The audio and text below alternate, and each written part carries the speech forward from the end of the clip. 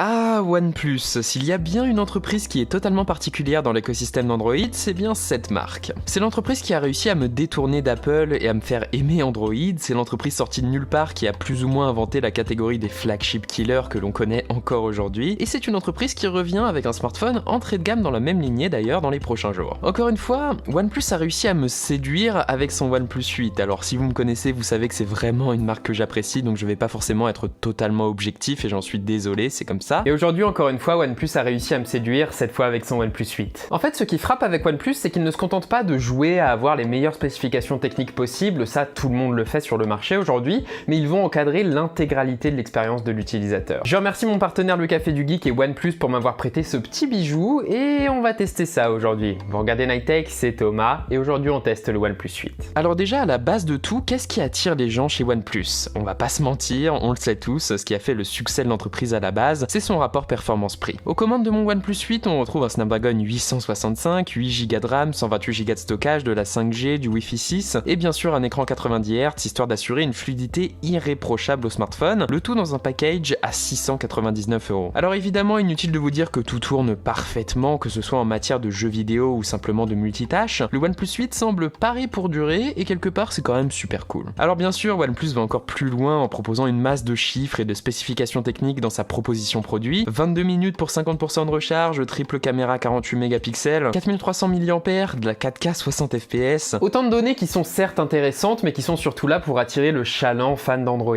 Le truc c'est que tous les constructeurs font ça aujourd'hui, mais il y en a très peu qui réussissent à tirer parti de tout ça pour proposer une expérience cohérente et agréable à l'utilisateur final. Je vous propose donc qu'on vérifie comment se traduisent ces chiffres dans une utilisation au quotidien, parce qu'à mon sens, c'est là la force de OnePlus. Ce sens du détail commence par le design du téléphone, en aluminium et en verre, tout en finesse avec des bordures courbées à la fois à l'avant et à l'arrière. Bon, disons-le, même si je trouve ce design peu pratique, il a l'avantage de tout de suite donner un look haut de gamme au OnePlus 8. J'ai failli éclater au sol le OnePlus 8 à plusieurs reprises à cause de ses bordures incurvées, donc si vous avez déjà tendance à faire tomber votre téléphone, méfiez-vous, vraiment, vous allez être surpris. En tout cas ici, OnePlus ne déçoit pas quoi qu'il en soit, que ce soit dans le look du téléphone ou dans sa construction. Le OnePlus 8 inspire confiance, il est équilibré dans la main et ses touches par exemple n'ont pas de jeu et offrent un retour ferme, et ça va même jusqu'au moteur haptique en fait. On n'est pas au niveau de l'iPhone ou des pixels, mais le OnePlus 8 propose des vibrations précises, distinctives et assez discrètes qui sont parfaites pour taper du texte sur Gboard par exemple. Autre distinction, le fameux Alert Slider qui est toujours un super petit détail des téléphones OnePlus. C'est vraiment pratique et j'ai du mal à comprendre pourquoi c'est exclusif à la marque. En termes d'ingénierie mécanique, OnePlus a selon moi tout bon avec ce smartphone, à l'exception de l'appréhension donc. Le smartphone est vraiment trop glissant pour espérer l'utiliser à une main, enfin vraiment vous allez l'éclater, c'est impossible. Mention spéciale aux coques propriétaires signées André d'ailleurs, elles sont parfaitement ciselées, plutôt élégantes, et elles ne couvrent pas les parties incurvées de l'écran du OnePlus 8. Et parlons-en de l'écran justement, alors évidemment tout d'abord il est 90 Hz, OnePlus étant un des pionniers de cette technologie,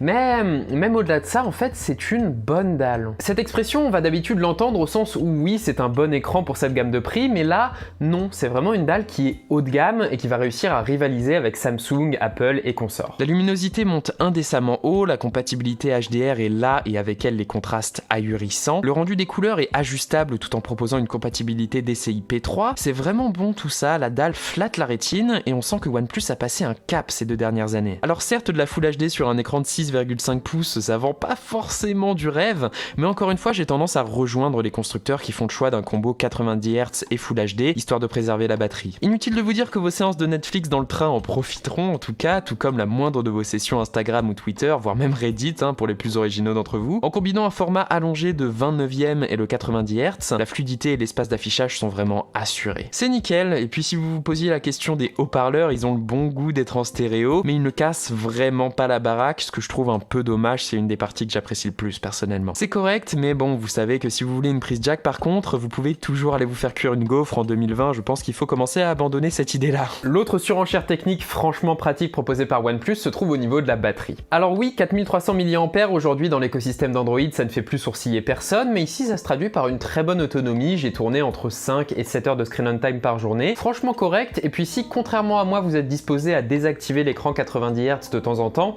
vous tiendrez facilement une journée et demie, voilà, ça fait le boulot. Mais bien sûr, le truc de OnePlus, c'est la recharge rapide. Alors certes, elle est propriétaire et elle a tendance à faire chauffer le téléphone, je me méfierais un peu, je l'utiliserai pas tout le temps personnellement. Il faut reconnaître que recharger son OnePlus 8 complètement en quelque chose comme une petite heure. C'est assez impressionnant, d'autant que vous aurez droit à une petite animation sympa à l'écran. Et justement, vous me direz, ce qui compte, c'est pas l'écran, c'est ce qu'il affiche, et je sais, cette transition est trop facile, je l'ai trop faite, je vais arrêter, promis. Mais bref, c'est vrai pour le coup. Si OnePlus va réussir à vous mettre le grappin dessus par son rapport spécification-prix, c'est pas pour ça que vous allez rester fidèle à la marque quelque part, vous le savez, c'est quelque chose qui disparaît très vite une fois que vous avez le téléphone, mais ce qui te fait rester chez OnePlus, ce qui reste dans le temps, c'est son expérience, et j'ai envie de dire, ça marche, c'est ça que soigne la marque, et c'est pour ça qu'ils ont des dizaines de milliers d'utilisateurs de leur forum, par exemple. Cette expérience passe évidemment surtout par OxygenOS, la surcouche de OnePlus. J'ai l'impression que la marque réussit là où tant de concurrents se prennent les pieds dans le tapis. Elle propose une expérience à la fois propre à la marque, qui lui est totalement exclusive, qui est immédiatement reconnaissable, tout en conservant une forme de cohérence à la fois graphique et également architecturale, je dirais, avec Android Stock et les applications de l'écosystème de Google et du Play Store. C'est un petit tour de force mine de rien, c'est vrai qu'on ne réalise pas, mais ça demande beaucoup de travail et de réflexion aux UX designers par exemple. OnePlus va réussir à proposer sa propre police d'écriture qui est magnifique en passant, ses fonds d'écran réalisés par un artiste qui collabore avec eux depuis le OnePlus 2 de mémoire, ses propres applications de base comme celle des SMS, la magnifique application météo ou encore de notes, un notification center différent, plein d'éléments qui sont propres à OnePlus sans vraiment faire tâche et tout en restant dans une forme de continuité avec le material theming de Google. Pour moi, c'est comme ça qu'on réalise une surcouche, en y ajoutant progressivement des éléments tout en garantissant une expérience cohérente où les applications de Google côtoient celles du constructeur sans donner l'impression de détonner. Bravo OnePlus, d'autant que le constructeur effectue cela tout en proposant une myriade de fonctionnalités supplémentaires, allant d'une totale personnalisation possible de l'apparence de votre écran d'accueil, des couleurs du téléphone, jusqu'à un mode gaming que je trouve totalement gadget, mais passons. Alors oui, chez OnePlus, vous allez avoir droit à une débauche de spécifications techniques, comme toujours. Oui, comme moi, vous allez apprécier ça les premiers jours, mais ça va pas rester. Ce qui va rester, c'est l'expérience, c'est le software,